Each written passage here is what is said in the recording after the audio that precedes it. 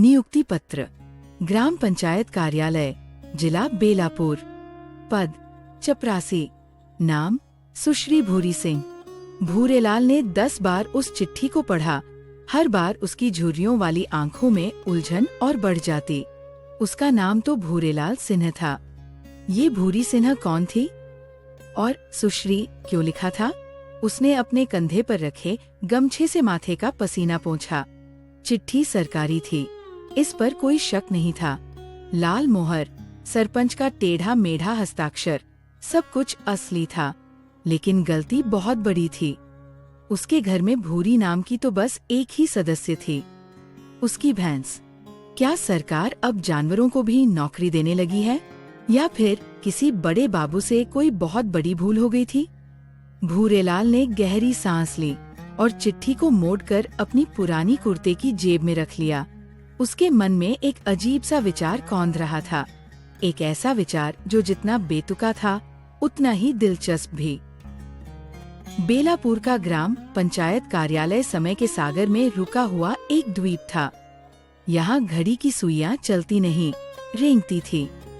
बड़े बाबू मुकेश जी अपनी कुर्सी पर ऐसे बैठे थे जैसे वो कोई सिंहासन हो। उनके सामने चाय का गिलास कब का ठंडा हो चुका था। उनकी मोटी मूंछों के नीचे से खर्राटों की हल्की आवाज आ रही थी। छत पर लगा पंखा एक बीमार पक्षी की तरह थक कर क्लिक क्लिक की आवाज करता हुआ घूम रहा था। चारों तरफ फाइलों के ढेर लगे थे, जिन्हें लाल फीते से ऐसे बांधा गया था जैसे किसी ने उन फाइलों में दबे राज को हमेशा के लिए कैद कर लिया हो। हवा में पुरानी कागज की, धूल की और सरकारी उदासीनता की एक मिलीजुली गंध थी। फोन की घंटी बजती रही, पर किसी ने उठाने की जहमत नहीं की। यहाँ काम इंतजार करता था और इंतजार कभी खत्म नहीं होता था। यह मुकेश जी का साम्राज्य था और वो इसके आलसी राजा थे। भूरेलाल ने फैसला किया कि इस रहस्य को सुलझाने के लिए गांव के सबसे पढ़े लिखे इंसान मास्टर जी से मिलना ही ठीक रहेगा। मास्टर जी ने चिट्ठी को अपने चश्मे के ऊपर से कई बार पढ़ा। फिर उन्होंने भूरेलाल को देखा, फिर चिट्ठी को। उनके चेहरे पर भी हैरानी थी। भूरेलाल, नाम तो साफ साफ भूरी सिंह लिखा है और पद भी पक्का है। हो सकता है ये सरकार की कोई नई योजना हो, भूरेलाल ने कहा। लेकिन मास्टर जी, भूरी तो मेरी भैंस है। मास्टर जी ने अपनी ठोड़ी खुजलाई। तो क्या हुआ? सरकारी काम सरकारी तरीकों से ही होते हैं। हो सकता है उन्होंने तुम्हारे नाम की जगह तुम्हारी सबसे कीमती चीज का नाम लिख दिया हो। तुम ऐसा करो, कल सुबह भूरी को लेकर दफ्तर चले जाओ। चिट्ठी दिखा देना, वो खुद ही समझ जाएंगे। भूरेलाल को ये सलाह अजीब लगी, पर मास्टर जी की बात में वजन था। सरकारी काम, कौन जाने उनके क्या नियम कानून होते हैं। उसने तय कर लिया, जो होगा देखा जाएगा। कल भूरी सिंह अपनी पहली नौकरी पर जाएगी। अगले दिन पंचायत कार्यालय का माहौल तब बदल गया जब भूरेलाल अपनी भैंस भूरी को लेकर अंदर आया। भूरी के गले में बंधी छोटी सी घंटी की टनटन आवाज ने मुकेश जी की नींद तोड़ दी। उन्होंने आंखें मली और जो देखा उस पर उन्हें यकीन नहीं हुआ। अरे, ये क्या पागलपन है? दफ्तर में जानवर लेकर कौन घुस आया? मुकेश जी अपनी कुर्सी से उछल पड़े। भूरेलाल ने डरते डरते नियुक्ति पत्र आगे बढ़ा दिया। बाबूजी, ये भूरी सिंह की नौकरी का कागज है। आज उसकी पहली हाजिरी है। मुकेश जी ने कागज छीनकर पढ़ा। उनका चेहरा पहले लाल, फिर पीला हुआ। ये उन्हीं के दफ्तर की मोहर थी। वो गुस्से में चिल्लाए, तुम मुझे बेवकूफ समझते हो? ये एक भैंस है। भूरेलाल ने मासूमियत से कहा, जी साहब, पर चिट्ठी में तो इसी का नाम है। मुकेश जी कुछ बोल नहीं पाए। वो अपने ही बनाए नियमों के जाल में फंस गए थे। एक सरकारी पत्र को वो कैसे झुठला सकते थे? उन्होंने हार कर कहा, ठीक है, उसे उस कोने में बांध दो, और खबरदार, अगर इसने कोई गंदगी फैलाई तो। भूरी को कोने में अपनी नई जगह पसंद आ गई। वहाँ ठंडक थी और शांति भी। वो आराम से बैठ गई और जुगाली करने लगी। उसकी बड़ी बड़ी शांत आँखों में एक अजीब सी गहराई थी। कुछ देर बाद एक किसान अपने काम के लिए दफ्तर आया। उसने बड़े बाबू से कुछ पूछा तो उन्होंने उसे कल आने को कह दिया। निराश किसान जब मुड़ने लगा तो उसकी नजर कोने में बैठी भूरी पर पड़ी। वो शांति से जुगाली कर रही थी। किसान को लगा कि ये कोई बड़ी अफसर है जो गहरे सोच विचार में डूबी है। उसने अपने दोस्त को जाकर बताया, अरे पंचायत में एक नई मैडम आई है, कुछ बोलती नहीं, बस शांति से बैठकर काम के बारे में सोचती रहती है, बड़ी मेहनती लगती है। ये बात जंगल की आग की तरह पूरे गांव में फैल गई। लोग अब दफ्तर भूरी मैडम के दर्शन करने आने लगे। वो बस उसे देखते और उसकी शांत जुगाली करती हुई छवि को गहन चिंतन मानकर लौट जाते। एक दोपहर जब दफ्तर में सब ऊँग रहे थे, एक बड़ी अलमारी के ऊपर रखी फाइलों का विशाल ढेर खिसकने लगा।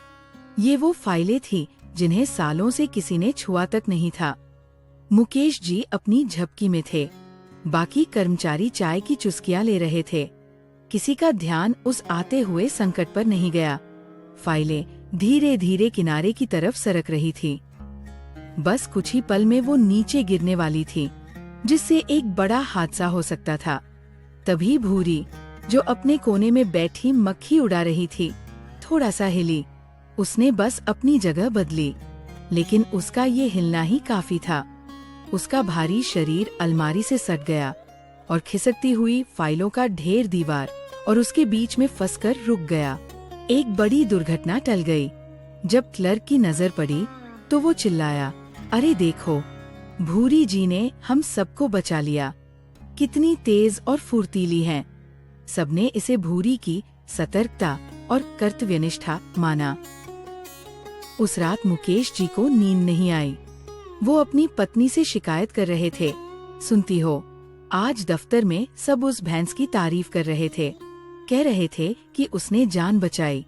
अरे वो तो बस हिली थी।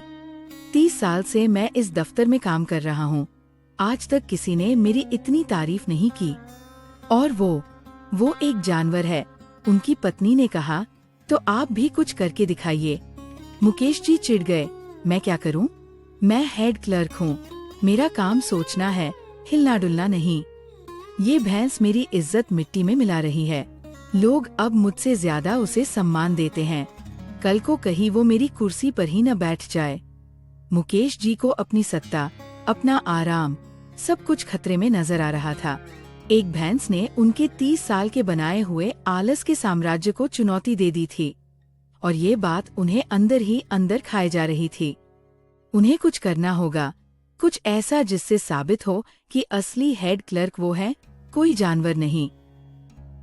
अगले दिन दफ्तर में एक तार आया। उसे पढ़ते ही मुकेश जी के हाथ पैर ठंडे पड़ गए।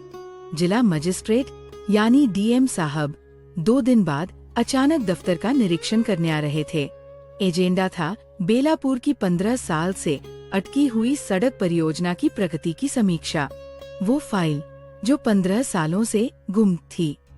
सच तो ये था कि वो गुम नहीं थी, बस फाइलों के किसी ढेर के नीचे दबी थी और किसी ने उसे खोजने की कोशिश ही नहीं की थी।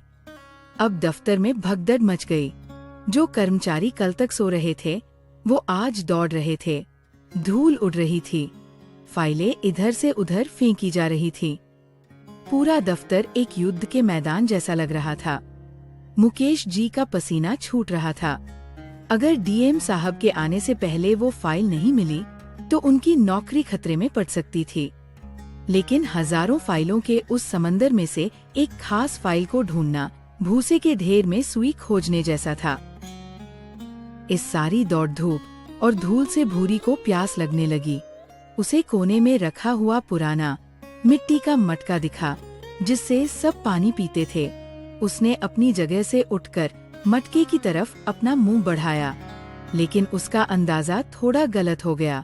उसकी हल्की सी टक्कर से मटका लुढ़क गया और सारा पानी पास में लगे एक बड़े से भूले बिसरे फाइलों के ढेर पर गिर गया। भूरेलाल ये देखकर दौड़ा, अरे भूरी, ये क्या किया? वो जल्दी जल्दी फाइलों को सुखाने और अलग करने लगा। तभी एक चमत्कार हुआ। पानी की वजह से जो फाइलें सालों से एक दूसरे से चिपकी हुई थीं, वो अलग होने लगी। और जैसे ही भूरेलाल ने एक मोटा गीला गट्ठर उठाया, उसके बीच में से एक नीले रंग की फाइल निकली।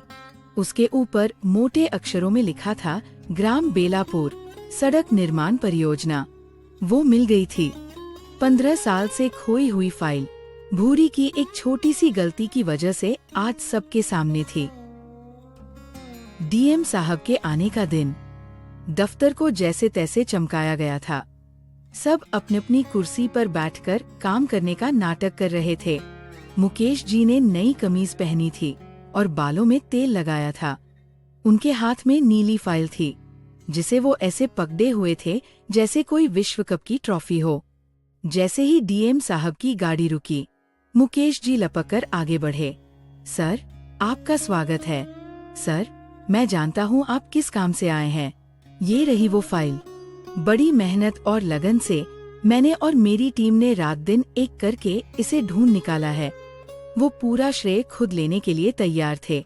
डीएम साहब, एक सख्त और ईमानदार अफसर, ने बिना मुस्कुराए फाइल की तरफ देखा। उनकी तेज नजरें मुकेश जी के पसीने से भीगे माथे और दफ्तर के दिखावटी माहौल को एक ही पल में भांप गई थी। वो कुछ कहने ही वाले थे कि रुकिए साहब। गांव के सरपंच, जो अभी अभी वहां पहुंचे थे, हांफते हुए अंदर आए। सर, असली हीरो तो कोई और है। उन्होंने कोने में शांति से जुगाली कर रही भूरी की तरफ इशारा किया। ये है हमारी नई और सबसे मेहनती कर्मचारी, सुश्री भूरी जी। इन्होंने ही वो कर दिखाया जो हम 15 साल में नहीं कर पाए। ये चुपचाप अपना काम करती है, कोई दिखावा नहीं। इनकी वजह से ही ये फाइल मिली है। डीएम साहब की नजरें पसीना पसीना हो रहे मुकेश जी से हटी और भूरी पर जा टिकी। उन्होंने भैंस को देखा, जो बिना किसी तनाव के अपनी दुनिया में मग्न थी। उन्होंने फाइल खोली, फिर भूरी को देखा। एक अजीब सी खामोशी छा गई। फिर डीएम साहब के सख्त चेहरे पर धीरे धीरे एक मुस्कान फैलने लगी। एक ऐसी मुस्कान जिसमें हैरानी भी थी और इस पूरे बेतुके नाटक की समझ भी। मुकेश जी का चेहरा देखने लायक था, जैसे किसी ने उनकी पूरी दुनिया ही छीन ली हो। डीएम साहब ने एक ऐतिहासिक फैसला सुनाया। सुश्री भूरी सिंह को इस महीने का सर्वश्रेष्ठ कर्मचारी घोषित किया जाता है। इनकी शांत, समर्पित सेवा सभी सरकारी कर्मचारियों के लिए एक मिसाल है। ये दफ्तर के आलसी कर्मचारियों के मुंह पर एक तमाचा था। अगले ही दिन भूरी के कोने में एक हाथ से पेंट किया हुआ बोर्ड लगा दिया गया। सुश्री भूरी सिन्हा, वरिष्ठ सहायक, माह की सर्वश्रेष्ठ कर्मचारी। मुकेश जी अब अपनी कुर्सी से भूरी को देखते और लंबी सांसें भरते। उनकी सारी हैगडी निकल चुकी थी। गांव वाले अब भूरी को और भी इज्जत से देखने लगे। कोई उसके लिए हरा चारा लाता तो कोई गुड़ की डली। और भूरी, वो अपनी नई शोहरत से बेखबर, गले में गेंदे के फूलों की माला पहने उसी शांति से जुगाली करती रहती। उसे नहीं पता था कि वो बेलापुर ग्राम पंचायत के इतिहास में एक सुनहरी कथा बन चुकी थी।